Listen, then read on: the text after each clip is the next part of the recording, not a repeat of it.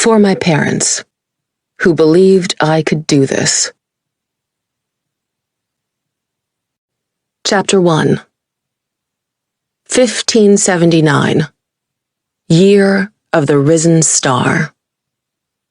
Farron Key, the moon Jeve.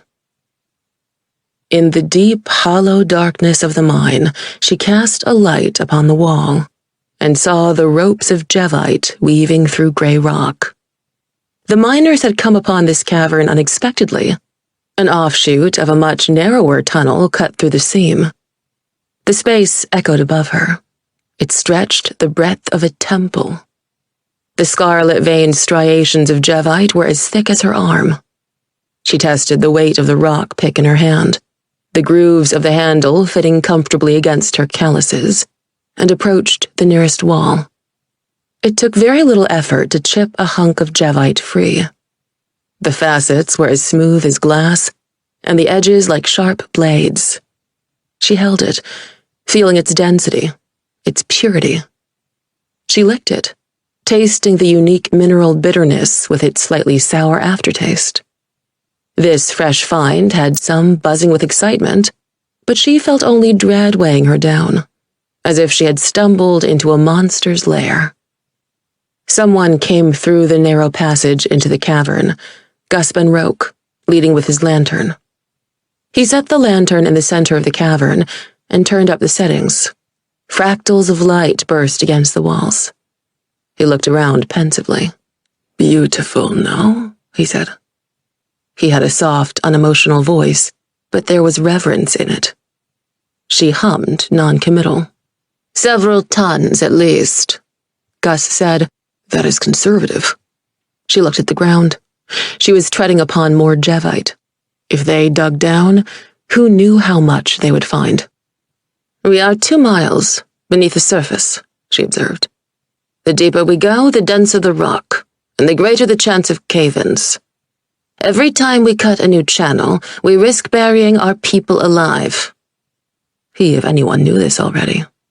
He had been the crew manager for more than 10 years. He had seen his people die and nearly died himself, with scars and missing fingers to prove it. He gave her a steady look. "This is our bargain, my river. Everyone takes the risk willingly." Yes, of course. She looked at the floor again, felt the unevenness under her boots.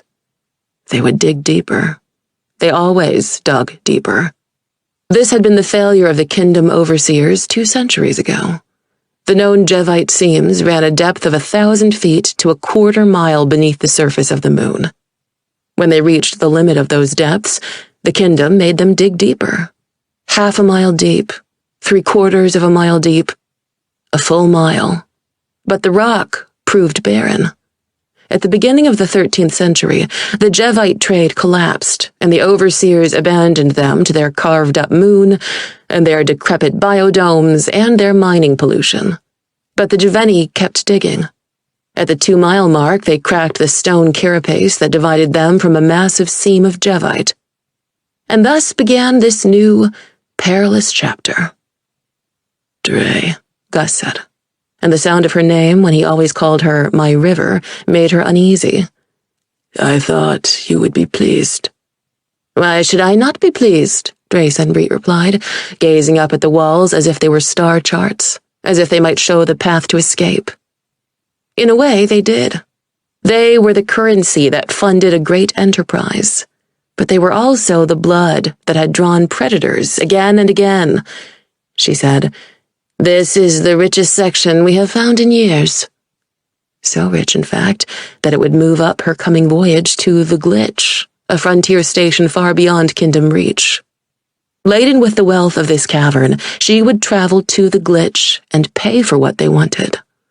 A high price for a needful reward.